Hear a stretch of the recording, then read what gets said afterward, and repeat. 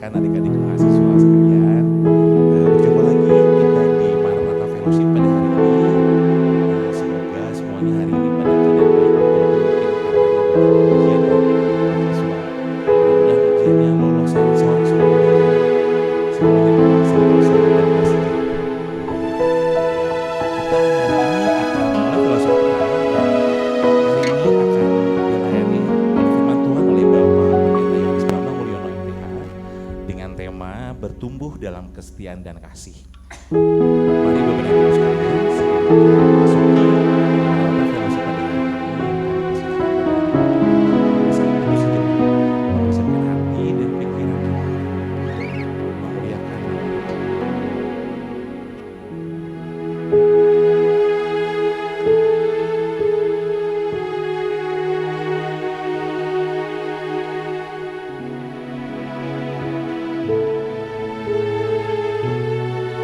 Nats pembimbing kita hari ini diambil dari Amsal 3 ayat 3 sampai 4.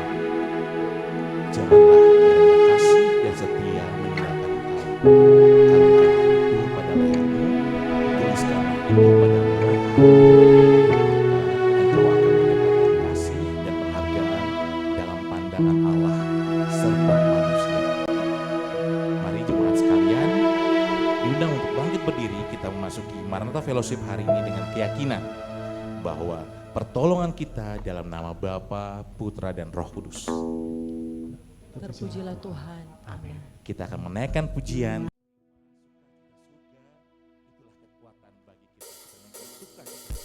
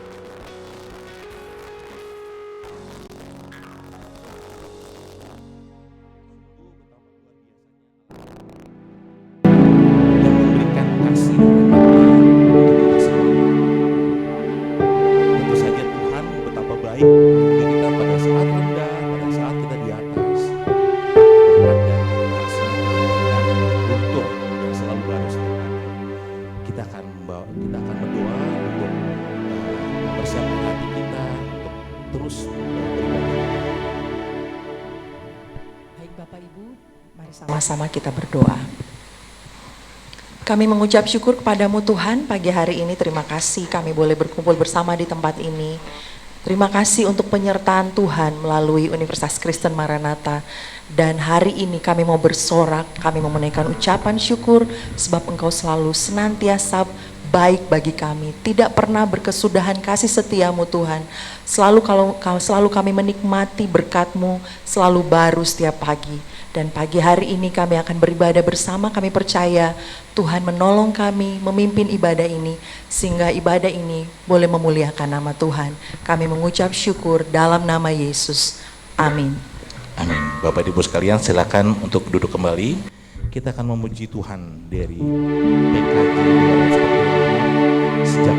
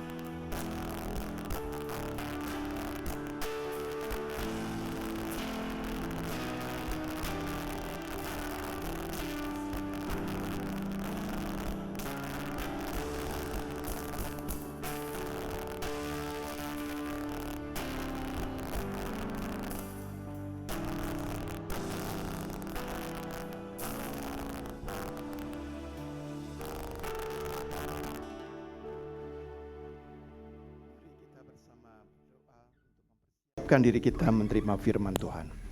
Bapa yang Maha Baik, kami bersyukur kepadamu atas pemeliharaan yang terus Tuhan nyatakan, di mana kami telah berada di akhir bulan Juni 2024. ada 6 bulan ke depan yang harus kami lewati, tapi ketika kami sejenak menoleh akan kemurahan dan kebaikan Tuhan, kami percaya bahwa ke depan kami juga masih akan dipimpin sehingga kami dapat menyelesaikan setiap hal sampai akhir tahun juga dengan hasil yang baik. Kami percaya akan kasih dan kesetiaan Tuhan yang terus Engkau nyatakan, karena itu ajarlah kepada kami kasih dan kesetiaan yang boleh kami tumbuhkan dari hal-hal yang paling sederhana dalam kehidupan kami masing-masing. Kami mau mendengar firman Tuhan, karena itu bukalah hati kami dengan Roh Kudus-Mu sehingga kami dapat mengerti, dan lebih daripada itu kami boleh dipenuhi oleh firman Tuhan. Kami serahkan seluruh pemberitaan firman Tuhan dari awal sampai dengan akhirnya. Kami berdoa dalam kuasa-Mu, dalam nama Tuhan Yesus kami berdoa. Amin. Mari kita bersama membaca dari Injil Markus pasal 4. Markus pasal 4 ayat 26 sampai dengan ayat yang ke-34. Demikian firman Tuhan, Markus 4 ayat 26 sampai dengan 34.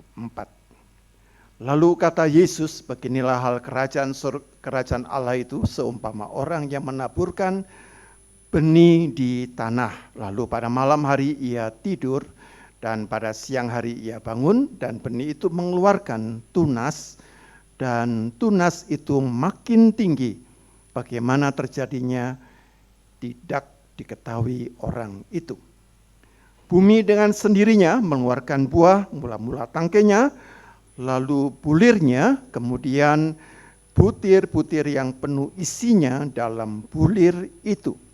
Apabila buah itu sudah cukup masak, orang itu segera menyabit sebab musim menuai sudah tiba.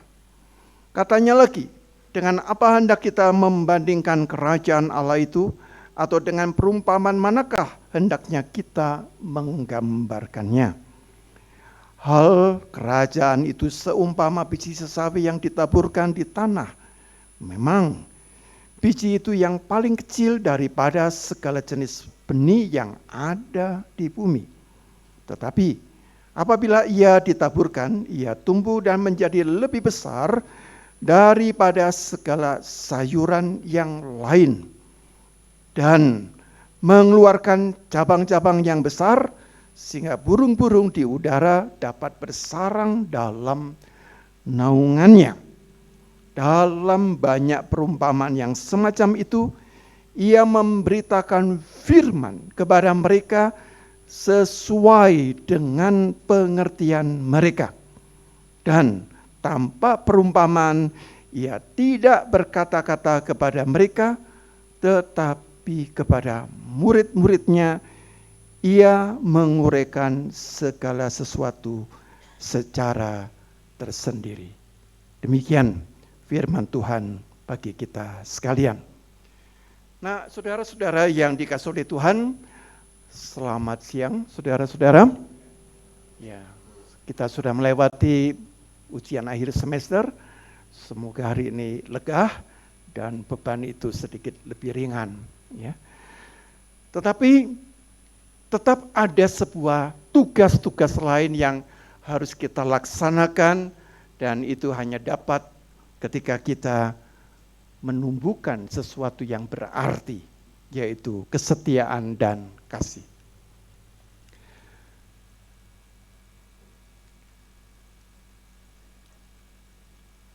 Ya, baik, ini temanya, baik. Jadi tema yang akan kita renungkan adalah ini ya, bertumbuh dalam kesetiaan dan kasih. Nah, saudara-saudara, kalau kita lihat dari cara Yesus itu mengajar itu sangat menarik ya.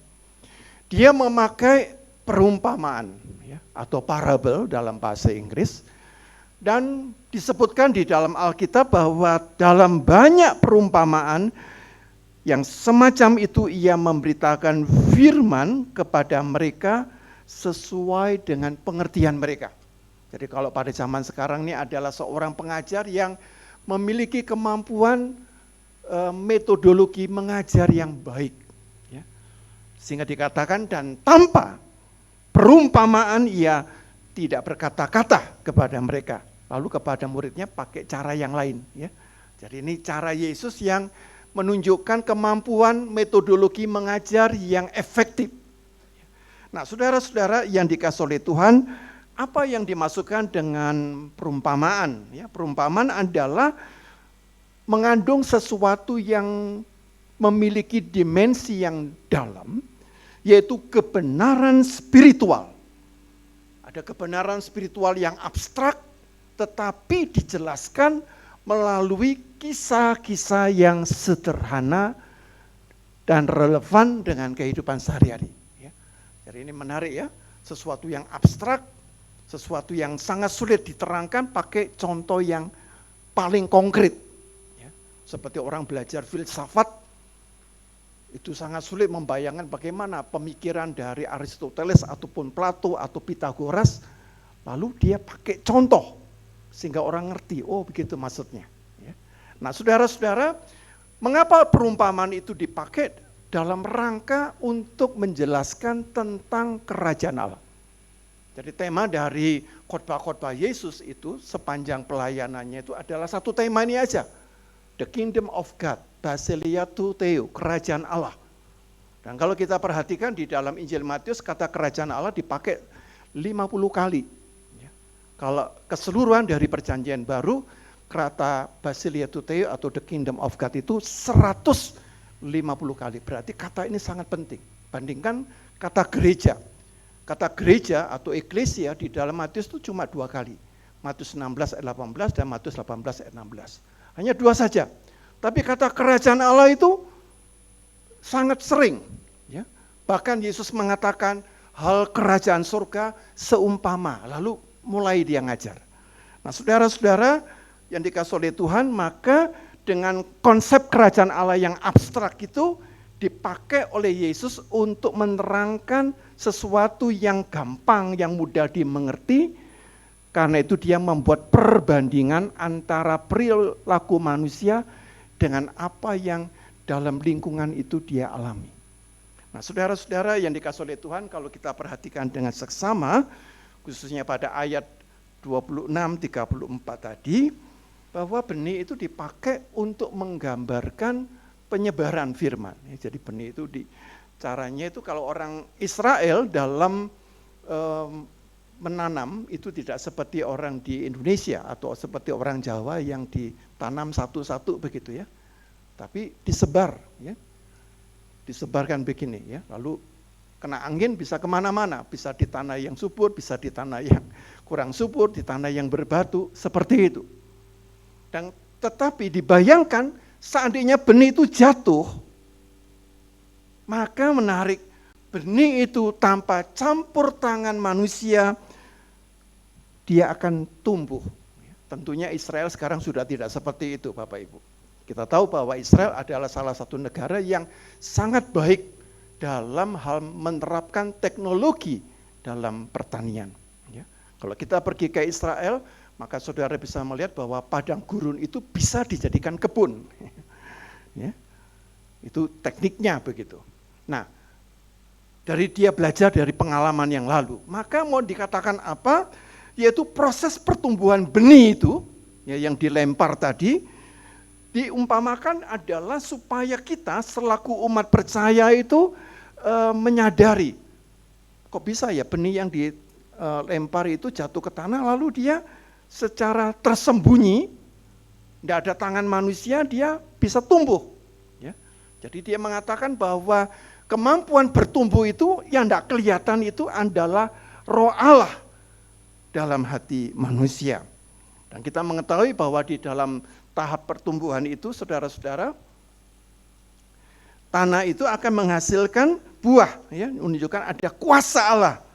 Dan ada 3 tahap, ya, tangkai, bulir, butir-butir penuh isi, menggambarkan spiritual. Dan kalau kita perhatikan, biasanya kita hanya melihat di bagian ini ya, tanaman itu tumbuh, tapi kita lupa bahwa yang tumbuh di atasnya ini sebenarnya yang tidak kelihatan tuh ini.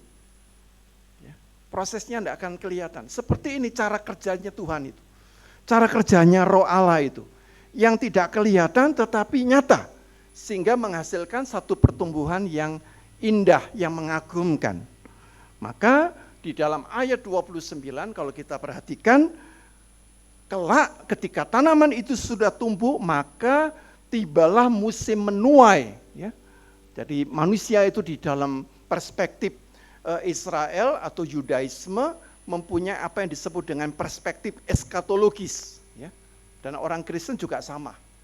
Jadi konsep pemikiran eskatologis tentang akhir zaman itu juga ditarik dalam teologi kekristenan, yaitu bahwa setiap makhluk, setiap manusia itu bergerak kepada akhir zaman dan akan mengalami apa yang disebut dengan penghakiman zaman akhir. Maka memahami eskatologi akhir zaman di mana orang harus bertanggung jawab, maka penabur ini harus menyebarkan benih yang benar, ya, sebab dia akan menuai buah yang masak dan pada waktunya zaman penghakiman terakhir yang disebut dengan kesempurnaan waktu Allah itu akan tiba. Nah, saudara-saudara, maka kita bisa melihat di dalam konteks ini bahwa berkaitan dengan benih yang tadi tumbuh, lalu dikaitkan dengan perumpamaan kedua, yaitu biji sesawi yang kita tahu kecil. Ya. Saya tahunya biji sesawi bukan di Indonesia, saya cari biji sesawi enggak tahu. Tapi ketika di Yerusalem saya ditunjuki, ini apa namanya biji, waduh kecil banget ya, sangat-sangat kecil. Tapi ketika dia tumbuh, bukan menjadi pohon sih, tapi menjadi satu tanaman sayuran yang tinggi sekali, ya, yang pokoknya tinggi di atas kepala saya, dan bisa rindang seperti itu, ya. Nah, maka mau mengatakan apa, bahwa kecilnya biji sesawi itu inilah cara kerjanya kerajaan Allah. Jadi kerajaan Allah yang agung, yang mulia, yang tak terkatakan, yang maha tinggi itu, cara kerjanya justru mulai dengan yang tampak sederhana. Ya, izinkan saya menceritakan sedikit tentang pertumbuhan GKI Jawa Barat. Karena Maranatha sebagian juga ada peran di samping Gereja Kristen Pasundan, juga ada Gereja Kristen GKI Jawa Barat. Nah, saudara-saudara, GKI Jawa Barat itu dimulai dari hal yang begitu sederhana. Ada seorang pemuda, ya, pemuda di Cirebon namanya Ang Bung Sui. Ya, saya yakin banyak orang tidak dengar nama Ang Bung Sui. Ya. Nah, Ang Bung Sui ini bukan orang Kristen, ya. Nah, tapi dia ini pada suatu hari melihat ada seorang menir Belanda, ya, jadi seorang pendeta Belanda itu duduk di terasnya itu. Nah, ketika dia lewat tuh, dia lihat kok mesti orang Belanda ini baca gitu, ya. Lalu dia tuh tanya gini, permisi Tuhan, baca apa ya? Gitu, ya. Kalau kita mungkin tidak terlalu pusing, tapi pada zaman itu orang membaca itu aneh gitu ya, karena langka. Lalu jawaban orang Belanda ini menggelitik. Orang Belanda itu menatap Ang Bung Sui dan dia lalu mengatakan sesuatu yang menyentuh. Saya membaca buku tua. Ya, jadi dia nggak ngomong Alkitab. Saya membaca apa? Buku tua. Nah, bagi orang Tionghoa suka dengan sesuatu yang tua, ya, dianggapnya antik. Lalu Ang Bung Sui tanya, buku tua tentang apa? Ya. Lalu di situ Belandanya tahu, wah ini anaknya tertarik. Ini buku tua tentang Allah, ya, tentang Tian, ya, atau tentang Sangdi. Lalu dia bertanya, bolehkah saya melihat? Boleh. Lalu dia berkata, bolehkah saya membaca? Boleh. Nah, dari situ Ang Bung Sui lalu membaca. Dari dia suka membaca Alkitab itu yang dalam bahasa Belanda itu ya. Nah, akhirnya dia tuh tertarik. Dan dia mengatakan, saya ingin seperti yang dikatakan dalam buku tua ini. Saya mau ikut Yesus. Ya. Lalu di situ akhirnya Ang Bung Sui, satu keluarga itu dibaptis pada tanggal 13 Desember 1858. Nah, karena itu GKI Jabar memakai baptisan Ang Bung Sui sebagai patokan sejarahnya sejak 13 Desember 1858. Nah, kemudian apa yang terjadi? Ang Bung Sui ini bertemu dengan seorang pekabar Injil dari China, dari Tiongkok, namanya Gan Kui. Ya. Nah, Gan Kui ini kalau saya telusuri dalam sejarah, dia adalah salah satu tokoh yang membaptis jemaat di Jakarta sebanyak 17, dan baptisan dari Gan Kui itulah yang kemudian dikenal menjadi baptisan Gereja Patekuan. Ya, Gereja Patekuan. Nah, kebetulan saya sebelum di Maranatha adalah menjadi pendeta di Patekuan, di GKI Perniagaan. Nah, lalu yang kedua, setelah berjumpa dengan Gan Kui itu, bertemulah Ang Bung Sui itu dengan Mr. Anting. Ya. Dan orang GKP pasti sangat akrab dengan Mr. Anting. Ya. Mr. Anting inilah yang kemudian merintis gereja GKP, gereja Kristen Pasundan. Nah, lalu setelah itu mulai terbentuk ya persekutuan-persekutuan itu. Nah, lalu apa yang terjadi? Yang tidak kelihatan tadi ya.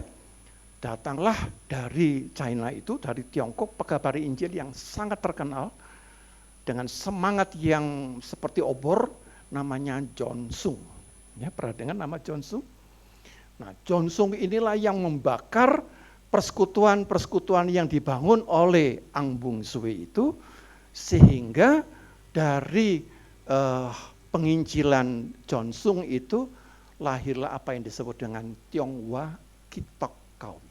Ya, Tionghoa Kitok Kawi. Ya, Tionghoa Kitok Kawi untuk wilayah Jawa Barat. Ya, kalau Jawa Barat itu untuk klasisnya namanya KW, misalnya KW Bandung, KW Sukabumi, lalu membentuk Tionghoa Kitok Kawi Taiwei itu Sinode Jawa Barat. Ya. Nah, saudara-saudara, kalau kita perhatikan dengan seksama, maka di dalam konteks ini tidak kelihatan. Semuanya itu sepertinya apa ya? Tidak terduga bahwa ada perjumpaan Ang Bung Sui dengan pendeta tadi saya lupa namanya, lupa memberitahu namanya siapa? Domine CHW Kroll, ya, saya nyebutnya Domine Kroll. Ya. Jadi Domine Kroll inilah yang memperkenalkan Kristus kepada Ang Bung Sui. Ang Bung Sui ketemu Gan Kui, ketemu Mr. Anting, lalu persekutuannya dikembangkan oleh siapa tadi yang terakhir? John Sung. Nah, saudara-saudara yang dikasih oleh Tuhan, maka kita bisa melihat bahwa pekerjaan Tuhan itu seperti itu. Ya, sama seperti dengan Maranatha. Ya.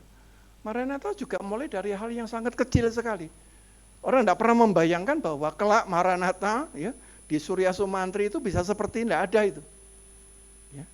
Bahkan mungkin kejadiannya itu sesuatu yang tidak mengenakkan. Ya. Dari Fakultas Kedokteran yang memisahkan diri dari Universitas Kristen UKI, ya, pisahkan gitu. Lalu mereka mencari naungan. Jadi naung, kan akhirnya jadilah saudara-saudara bisa bernaung seperti burung-burung tadi. Ini pekerjaan Tuhan yang sungguh ajaib. Ya. Dan karena itu dikatakan bahwa biji sesawi ini akan menjadi pohon yang besar. Melambangkan pertumbuhan yang luar biasa dari kerajaan Allah. Jadi Maranatha yang sekarang ini adalah manifestasi dari pekerjaan Tuhan. Dan tentunya namanya bertumbuh tidak boleh berhenti sampai di sini. Ya. Pertumbuhannya harus menjadi pohon-pohon lain yang lebih besar. Ya. Jangan kemudian puas. Ya. Bahkan seharusnya strategi dari pimpinan Maranatha, dalam hal ini yayasan, dia harus mengatakan Maranatha tidak boleh hanya di Bandung. Maranatha harus ada di seluruh wilayah Indonesia. Tapi untuk itu harus mulai diprogramkan mulai hal-hal yang paling kecil. Seperti itu, ya. Jadi kita melihat cara kerjanya kerajaan Allah itu selalu berproses melalui pertumbuhan. Jadi cabang-cabang yang besar itu menggambarkan tempat perlindungan dan berkat yang disediakan oleh kerajaan Allah. Ini anggap aja Maranatha. Lalu kita bisa bernaung di dahan-dahan ini. Gitu. Ya. Nah, saudara-saudara yang dikasih oleh Tuhan, maka di sini kita diingatkan ya bahwa beda dunia itu dalam berpikir mengenai sukses. Ya. Kerajaan Allah itu tidak sama dengan dunia yang berpikir sukses itu kalau apa? Kalau mereka langsung tampak besar, ya, langsung tampak mengesankan, ya, menunjukkan kekuatan, ya, tidak. Kalau saya perhatikan, karena saya 12 tahun di Jakarta, itu saya perhatikan bisnis-bisnis yang mau mulai dari yang besar itu biasanya tidak umur panjang. Ya, itu saya tinggal di daerah Muara Karang itu ya kan banyak bisnis itu ya. Itu saya perhatikan tiba-tiba besar gitu ya, langsung bangunannya besar, karyawannya banyak. Itu biasanya 3 bulan lagi tutup dia. Tetapi beda dengan kalau usaha itu mulai dari apa? Yang kecil. Ya. Saudara-saudara tidak pernah membayangkan itu ada seorang orang yang jual bakmi ya di gerobak ya, di dekatnya Penabur 6 Muara Karang itu bisa nyekolahkan anaknya di luar negeri semua. Padahal ini mulai jual bakmi di gerobak. Ya. Nah kita seringkali berpikir ya para mahasiswa ini untuk sukses ini saya sudah harus pokoknya nanti lulus saya harus duduk di kantor yang hebat, yang besar gitu ya. Memang kalau boleh enggak apa-apa gitu kan. Tapi saya enggak mau kerja kalau enggak ada fasilitas ini. Nah ini berbahaya. Kita harus mulai dari hal yang paling sederhana. Bahkan lebih baik usaha itu jangan dimulai setelah lulus. Waktu kita kuliah ini prosesnya sudah jalan. Ya, jadi agak terlambat Bapak Ibu. Ya. Karena itu sedikit saya cerita ketika anak saya itu semester, bahkan waktu SMA, di SMA. Dia ngomong pada suatu hari, Pak boleh enggak, dia menyebut dirinya namanya, berjualan. Bapak enggak punya modal, enggak apa-apa. Mau jualan dan saya sudah belajar sekian bulan, tapi tempatnya enggak apa-apa ya Pak, sewa di satu tempat di depan garasi. Ya. Saya katakan, oke, silakan. Saya datang Bapak Ibu ya, saya temani anak saya itu jualan gitu. Ya tentunya enggak bisa saya temani terus, tapi saya tinggal. Dan kemudian dia berproses di situ. Dan saya katakan, jualan pertama pasti tidak ada yang beli. Dan yang kedua, pasti rugi. Kamu mau? Mau. Dan benar Bapak Ibu, selama 3 bulan dia tidak untung apa-apa. Ya. Tapi dia berproses. Tapi pulangnya malam-malam, jam 1, setengah 2, dia survive. Akhirnya berhasil. Ya. Mulai dari sesuatu yang tampaknya itu rapuh, lemah. Kerajaan Allah juga seperti ini. Ya, dia bekerja di tengah-tengah kelemahan, di tengah-tengah kerentanan, di tengah-tengah yang tampaknya tidak berarti.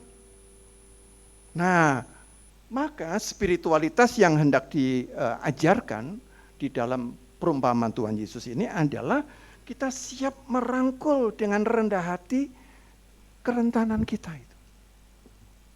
Ya, kita jangan sampai punya idealisme yang besar ya.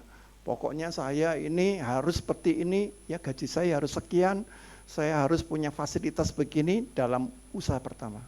Pasti saudara akan gagal. Ya.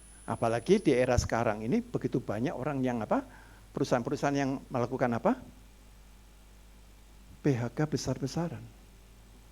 Ya, Tokopedia aja itu mem-PHK 13.800. Bayangkan Bapak Ibu. Jadi kita harus menyadari bahwa kita hidup dalam sebuah dunia yang benar-benar sangat kompetitif. Ya. Jadi karena itu kita dipanggil berpartisipasi dalam pekerjaan kerajaan Allah, percaya bahwa kalau kita ini taat dan kasih yang terkecil itu akan memiliki dampak yang signifikan dan luas. Nah, karena itu di dalam konteks ini kita ingin tidak sekedar penabur yang melemparkan benih. Tapi benar-benar kita menjadi penabur yang berkualitas, yang kompeten, yang tahu bagaimana kita harus meletakkan benih itu. Ya, karena ada banyak pilihan, jadi kita harus tahu. Ya, kita harus tahu ilmunya bahkan, tahu metodologinya begitu. Ya. Jadi bagaimana supaya benih firman Allah itu sungguh-sungguh bisa membawa satu pertumbuhan dan pada waktunya dan sesuai dengan kehendaknya, dia akan membawa sesuatu yang sungguh-sungguh di luar dugaan. Ya. Nah, karena itu kerajaan Allah yang diajarkan oleh Yesus itu tidak didirikan melalui usaha yang instan dan besar, tetapi melalui pekerjaan yang tenang. Ya. Nah, bagaimana tenang itu? Kalau ujian kita jangan belajar pada waktu besok ujian. Kalau mau tenang, belajar sebelumnya. Justru menjelang ujian itu kita tenang. Karena sudah apa? Sudah belajar. Ya, saya lihat kegagalan dari para mahasiswa itu masih begitu. Jadi ini adalah soal manajemen waktu. Bapak Ibu teman-teman. Ya. Nah, dan bertahap. Jangan mengatakan saya adalah orang yang diberkati Tuhan dan diurapi oleh Allah. Roh Kudus akan menopang saya dan pasti saya akan tanpa bertahap langsung berhasil. Jangan pernah percaya.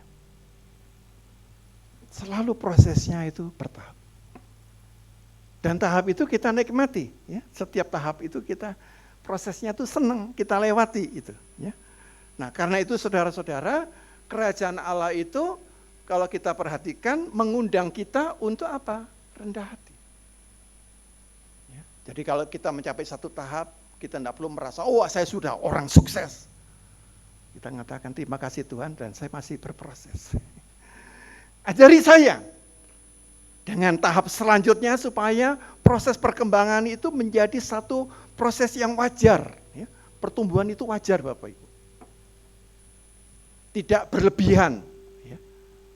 Nah jadi karena itu dalam konteks ini kita lihat bersama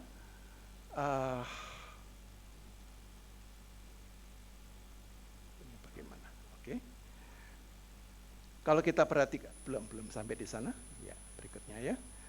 Jadi kalau kita perhatikan maka apa yang tampaknya itu tidak berarti. Jadi Bapak, Ibu, teman-teman itu juga hidup sehari-hari mulai hal yang tidak berarti.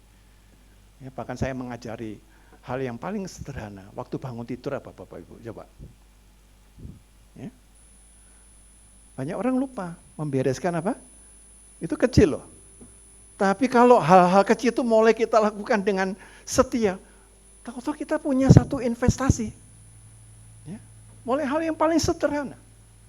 Datang tidak pernah terlambat, tepat waktu, sudah mengatur waktu. Ya. Itu semuanya, kalau itu dikumpulkan ya menjadi satu satu pola, maka kita punya investasi yang besar untuk melakukan yang besar. Nah itulah yang akan mempengaruhi semua aspek ya, dan memberikan perlindungan. Jadi akhirnya kita bisa membantu orang-orang yang membutuhkan bantuan dan nasihat dari kita. Nah saudara-saudara, maka dalam konteks ini respon imannya bagaimana? Ya, percaya pada kuasa Allah, tapi tidak membuat kita lupa akan tanggung jawab. Kita percaya kuasa Tuhan. Tetapi dalam percaya itu seperti benih yang tumbuh dengan sendirinya, dan Allah akan selalu bekerja yang tidak kelihatan, tapi kita harus apa? Setia. Hal-hal yang paling kecil, yang paling sederhana. Ya. Bahkan ada unsur detail. Gitu. Dicatati, jangan sampai ada yang lupa. Karena kalau memang lupa ya enggak apa-apa, tapi upaya itu ada. Ya. Dicatat dengan baik. Semua agenda dicatat dengan baik. Bahwa nanti kita manusia bisa saja lupa ya. Bukan berarti saya tidak pernah lupa ya begitu. Tapi ada upaya ke sana. Tapi ketika kita lakukan itu secara bersengaja dan terencana, maka anehnya kesulitan-kesulitan yang tidak perlu tidak akan kita alami. Nah, saudara-saudara, karena itu hasilnya adalah apa? Hasilnya adalah kehidupan yang berbuah. Buah yang apa? Yang bermanfaat. Jadi kalau sudah berbuah ini biasanya orang semacam ini dalam spiritualitasnya dia tidak terlalu memikirkan dirinya. Gitu. Semakin banyak kita memikirkan diri kita, semakin kita sangat sulit berbuah. Jadi kalau sudah pola itu terbentuk, yang kita pikirkan orang lain. Dosen memikirkan mahasiswa. Mahasiswa memikirkan temannya. Gitu ya. Karyawan juga begitu. Memikirkan institusi, memikirkan teman, tidak memikirkan diri sendiri. Nah, saudara-saudara, maka di sanalah kita juga ada proses yang tidak mudah, ya, kesabaran untuk menunggu. Bahwa setelah dilakukan tidak langsung otomatis, ada kesabaran untuk menunggu. Seperti petani yang menunggu musim panen, ya, bersabarlah menunggu waktu Tuhan. Nah, relevansinya di dalam konteks ini adalah bahwa dalam hidup ini kita kuasa Allah itu dimanifestasikan dengan apa?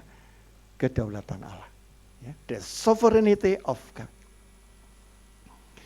Gereja GKI atau GKP itu sangat lekat dengan kata kedaulatan Allah.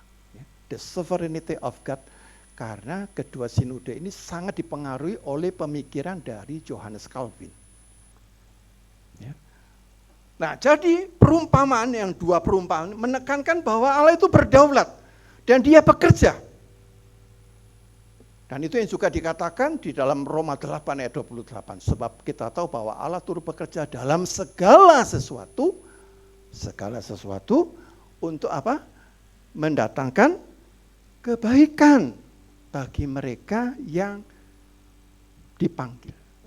Percaya bahwa Allah ini turut bekerja, kelihatan seperti sekarang, tidak kelihatan Bapak Ibu. Tapi kita lakukan mulai hal-hal kecil itu, Allah turut bekerja, memproses kita, membentuk, ya, menempa, meneguhkan kita. Nah, sehingga kita dalam kedaulatan Allah ini kita tidak kemudian pasif, ada unsur keterlibatan, ya, unsur partisipasi. Jadi kita itu memang di dalam Kristus, supaya kita berpartisipasi. Ya. Lalu gereja menyebutnya berpartisipasi sebagai apa? Kawan sekerja Allah. Ya. Berpartisipasi apa? Sebagai mitra Allah. Ya. Pokoknya seperti itu. Tapi poinnya adalah ini. Ya. Menabur benih. Nah, menabur benih itu ya kita taburkan. Benih-benih yang menginspirasi. Kata-kata kita jangan melukai orang. Ya, orang yang ketika dilukai itu diam. Tapi dalam hatinya itu ada kemarahan, ada kebencian, dan itu sangat sulit diobati. Ya, karena itu hati-hati. Ya. Nah, kalau saya perhatikan banyak kasus-kasus kriminal yang mengerikan itu ternyata dimulai dari perkataan. Dia menghina, dia merendahkan. Ya. Atau baru-baru ini saya dengar ini di jembatan Ciminde itu. Ya. Jadi cerita itu dikirimi Pak Untung itu, ya. Orang bukan gantung diri itu kan, begitu kan? Karena mulutnya dan matanya dilakban gitu kan? Itu kenapa ya? Sudah dibunuh masih ingin apa? Itu berarti ada kemarahan, kebencian yang kalau memang benar itu ya Bapak Ibu ya. Tapi itu poinnya di sana. Dan mengapa kita perlu menjaga ini? Karena apa? Kata-kata kita adalah wujud dari kerajaan Allah. Dan Yesus juga mengatakan bahwa dirinya adalah kerajaan Allah. Lukas 11 ayat 20. Jika aku mengusir setan dengan kuasa Allah, sesungguhnya apa? Kerajaan Allah hadir di tengah-tengah kamu. Jika aku mengusir setan. Nah, jadi mengusir setan dengan kata-kata kan, sesungguhnya kerajaan Allah hadir di tengah-tengah kamu. Nah, saudara-saudara, maka hasilnya adalah ada harapan masa depan. Kita berada di dalam satu dunia, dalam satu realitas yang sangat sulit, ya, multi krisis. Tapi ketika kita, kata-kata, ucapan, perilaku kita, itu memberkati, ada pengharapan dalam pertumbuhan kerajaan Allah yang pasti akan mencapai kesempurnaannya. Mari kita dengan firman Tuhan ini boleh kita respon ya saudara-saudara supaya kita pun juga adalah orang-orang yang dijadikan saudara sebagai apa? Ahli waris kerajaan sorga. Ya, saudara ketika dibaptis dan disidi, saudara diberikan janji loh. Saudara adalah apa? Pewaris loh. Tapi bisa kehilangan hak waris. Ya, seperti kita sudah punya warisan dari orang tua, tapi kemudian karena kesalahan kita akhirnya hak waris itu hilang. Maka mari kita respon hak waris itu sehingga kita boleh memenuhi apa yang dikatakan di dalam Yohanes pasal yang pertama ayat yang keempat. Maka bagi mereka yang percaya, mereka akan diberikan kuasa sebagai apa? Anak-anak Allah. Kiranya Tuhan menolong, memberkati, dan kita bisa mendiskusikan lebih jauh. Mari kita masuk dalam diskusi interaktif.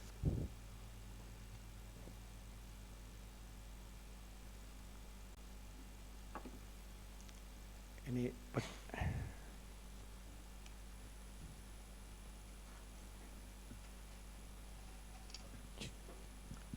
Ya, Bapak dan Ibu dan adik-adik sekalian, jikalau mungkin ada yang mungkin bisa berbagi juga ya Pak ya, mungkin Silakan. berbagi atau bertanya terhadap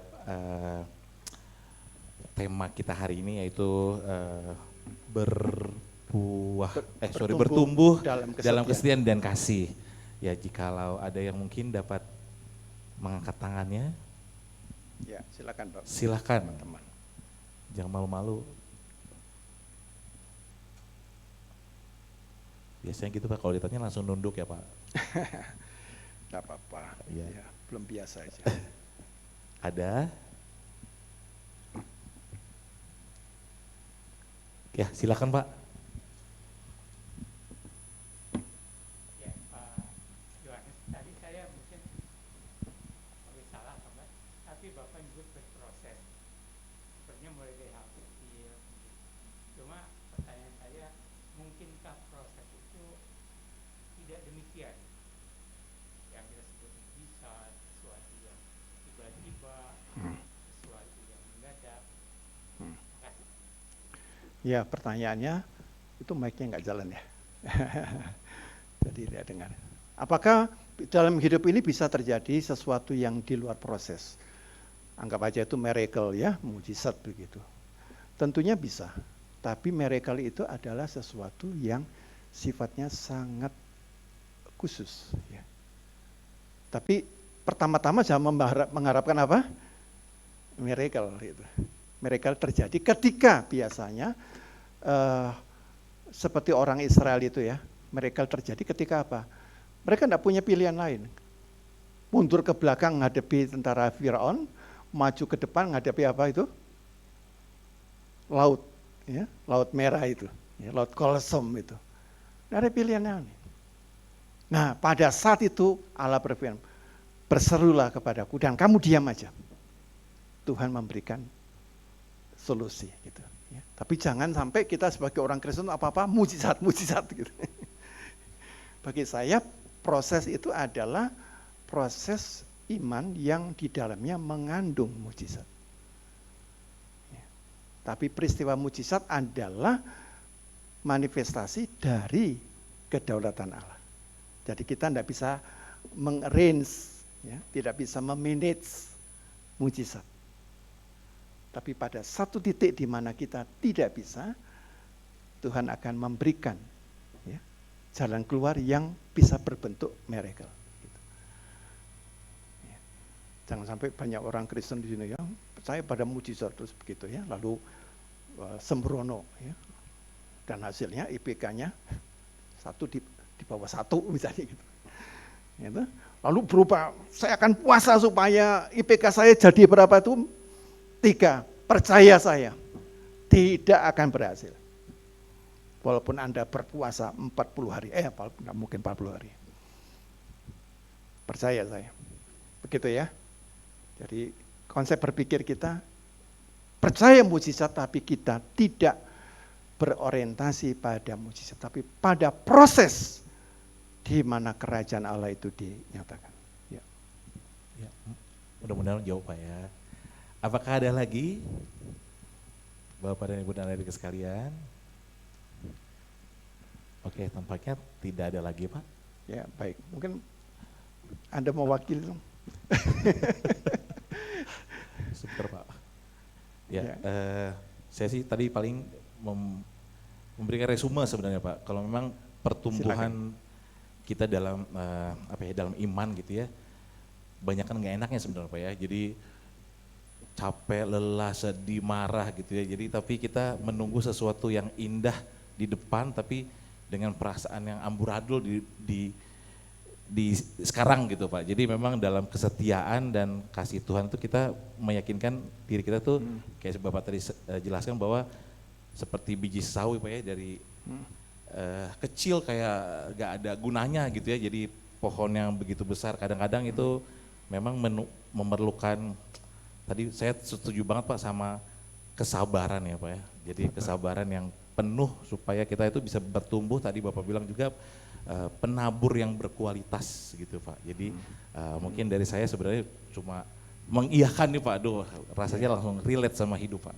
Terima kasih ya Pak. Terima kasih. Yes. Baik teman-teman, berkati kita semua. Ya, terima kasih banyak kepada Pak Yohanes atas firman Tuhan dan diskusi kita hari ini.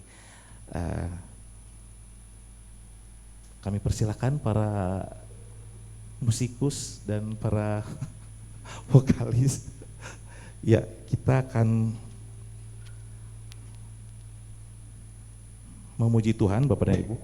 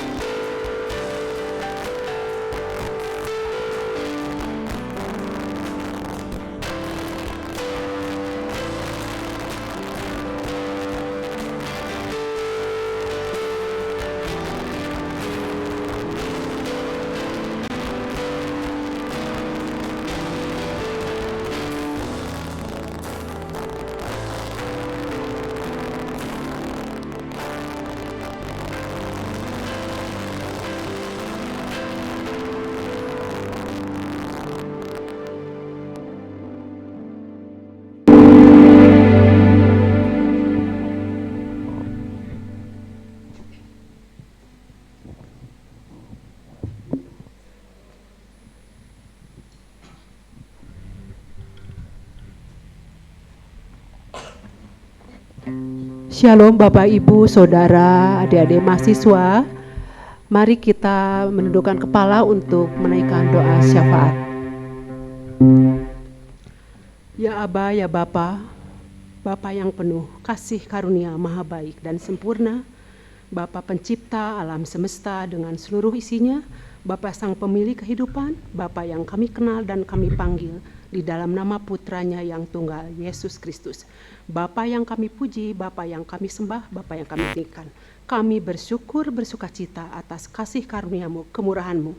Kami boleh bersatu hati di dalam ibadah fellowship ini.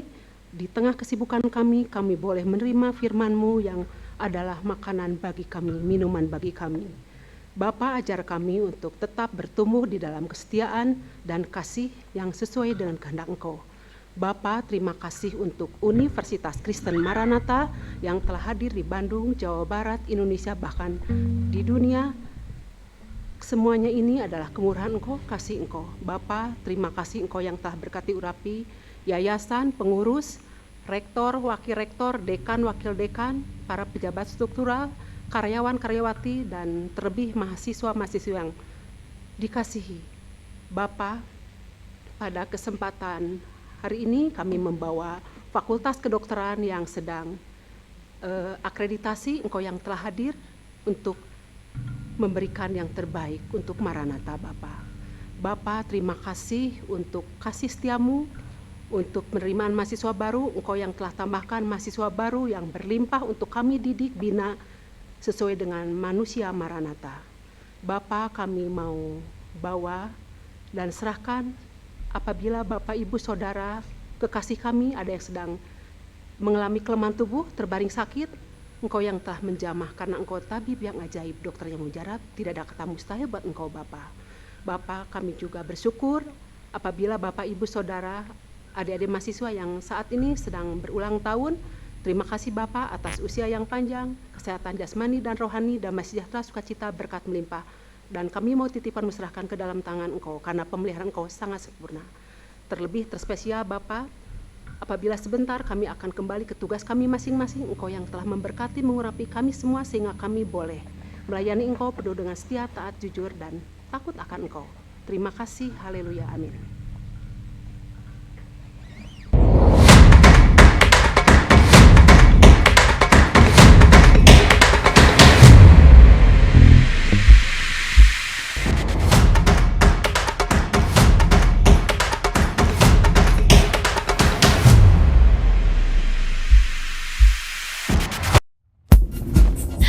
Hai, welcome back to Maranatha Fellowship minggu ini.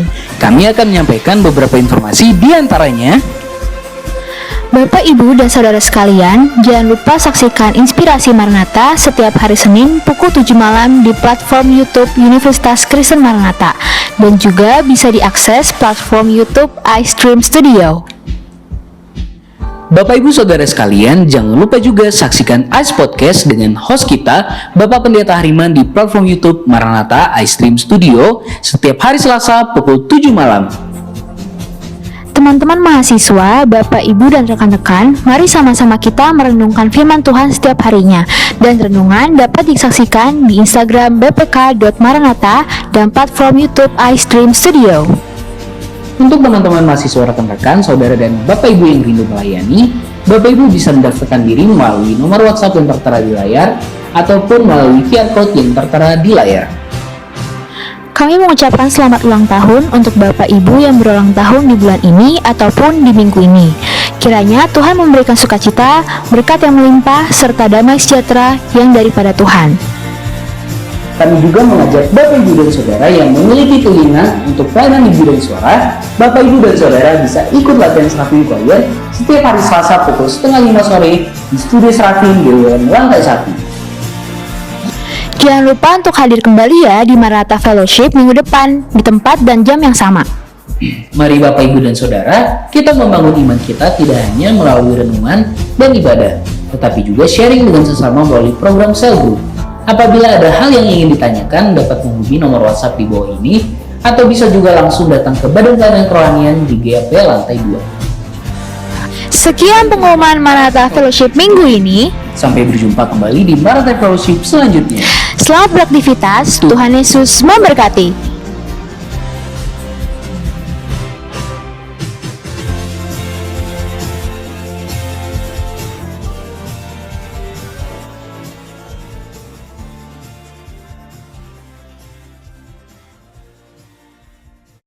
Hadir pada Maranatha Fellowship pada minggu depan, tanggal 5 Juli 2024, yang akan dilayani oleh firman Tuhan oleh Bapak Robi Yusak Talar ST MT PhD, Sekretaris Umum Universitas Kristen Maranatha, yang dengan tema bermegah di dalam Tuhan.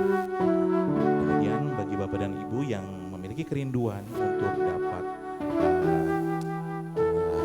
melayani dalam Maranatha Fellowship, Bapak dan Ibu boleh scan barcode yang ada di samping, dari belakang, di depan Bapak Ibu sekalian, agar semakin banyak lagi yang dapat melayani di Maranatha Fellowship ya. Dan teman-teman adik-adik mahasiswa boleh scan.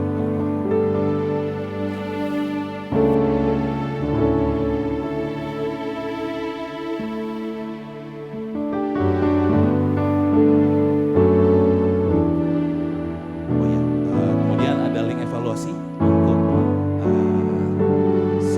agar Maranatha Fellowship kita semakin baik lagi ke depannya. Bapak dan Ibu boleh memberikan masukannya sehingga kita sama-sama saling bertumbuh dalam, terutama dalam pelayanan kita di Maranatha Fellowship.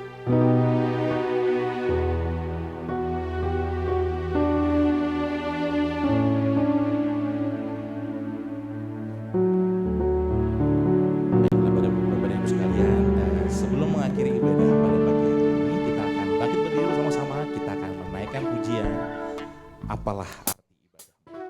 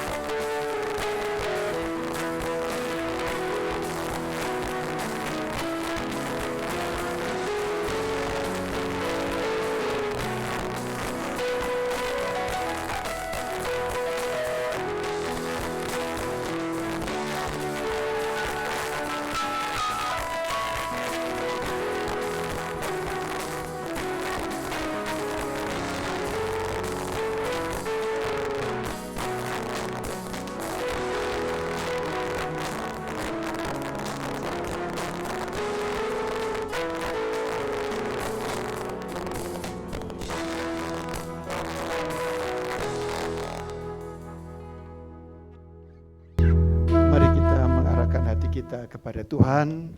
Mari kita bertumbuh setiap saat dalam kasih dan kesetiaan, supaya Tuhan mempercayakan kepada kita perkara-perkara yang lebih besar. Mari kita datang, menyerahkan hidup kita, dan membuka hati kita menerima berkat dari Tuhan. Tuhan memberkati engkau dan melindungi engkau. Tuhan menyinari engkau dengan wajah-Nya dan memberi engkau kasih karunia. Tuhan menghadapkan wajah-Nya kepadamu dan memberi engkau damai sejahtera. Dalam nama Bapa, Putra, dan Roh Kudus. Amin.